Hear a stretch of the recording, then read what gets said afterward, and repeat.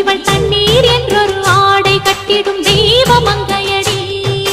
தையம் தீயம் தக்கு தீயம் தக்கு தையம் தீயம் தக்கு தீயம் தக்கு தையம் தீயம் தக்கு தீயம் தக்கு தையம் தீயம் தக்கு தீயம் தக்கு